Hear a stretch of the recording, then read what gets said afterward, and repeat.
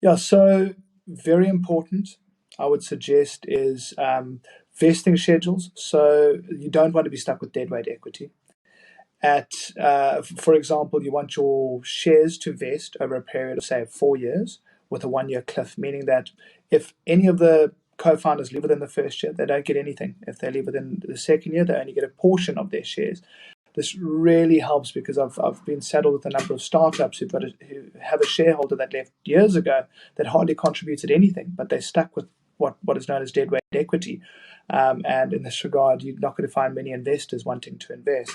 In addition to that, you want to look at rights of preemption.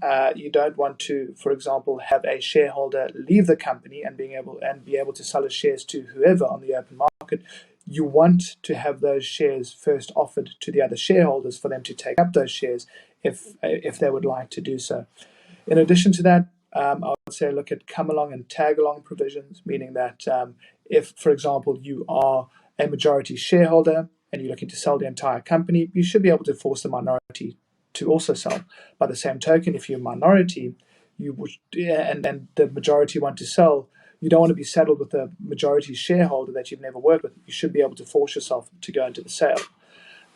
In addition to that, what people need to remember is that if they put together a shareholders agreement, it needs to be in conformity with the standard memorandum of incorporation that they get when registering the company.